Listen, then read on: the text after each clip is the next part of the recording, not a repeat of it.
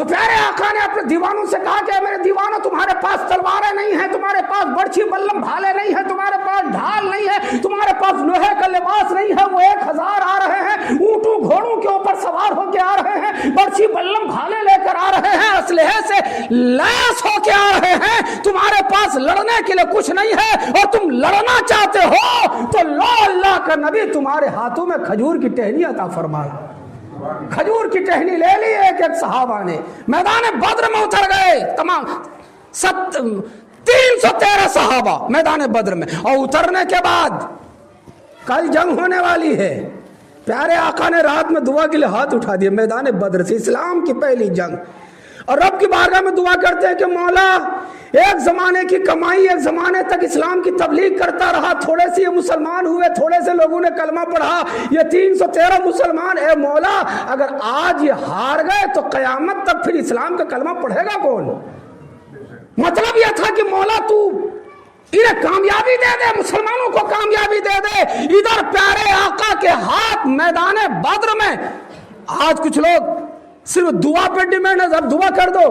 ارے ہاں دعا بھی ضروری ہے, لیکن میدان عمل میں اترنا بھی پڑے گا, کھیتی کرنی بھی پڑے گی. ایسا نہیں ہے کہ صاحب گھر میں بیٹھ گئے یا اللہ تو اناج دے دے, یا اللہ تو اناج, نہیں, دعا بھی ہے لیکن پہلے میدان عمل میں اتر. جیسے صحابہ, ایسا نہیں ہے کہ مدینے میں بیٹھ کے یا اللہ تو انہیں غارت کر دے, نہیں, یہ میدان بدر میں پہلے اتر گئے, جنگ کرنے کے لیے تیار ہو گئے. کیا ہم دب کے رہنے والے نہیں ہیں؟ مکے میں دب کے رہتے تھے, تم ہمیں مدینے میں مارنے آ رہے ہو, ہم تمہارا مقابلہ کرنے کے لیے تیار ہیں. اور اس کے بعد پھر دعا بھی ہو رہی ہے, اے مولا تیری مدد چاہیے, اے مولا اپنی مدد فرما دے. اور ادھر اللہ رب العالمین نے جبریل امین سے فرمایا, اے جبریل تمہارا کام جنگ کرنا تو نہیں ہے, اے جبریل تمہارا کام تلوار اٹھانا تو نہیں ہے, اے جبریل تمہارا یہ کام نہیں ہے, لیکن کیا کروں میرا حبیب میدان بدر سے دعا کے لیے ہاتھ اٹھا دیے ہیں اور میرے حبیب کی دعا قبول نہ ہو, ایسا ہو ہی نہیں سکتا ہے. اے جبریل لہذا سدرا چھوڑو, آسمان چھوڑو, اور فرشتوں کی جماعت لے کر میرے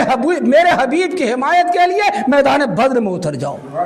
اور قرآن کہہ رہا ہے لقد نصرکم اللہ ببدر وانتم اذلہ. اے مسلمانوں یاد کرو, تم کمزور تھے, تمہاری تعداد کم تھی, مگر اللہ رب العالمین نے میدان بدر میں فرشتوں کو بھیج کر تمہاری مدد فرما دی تھی.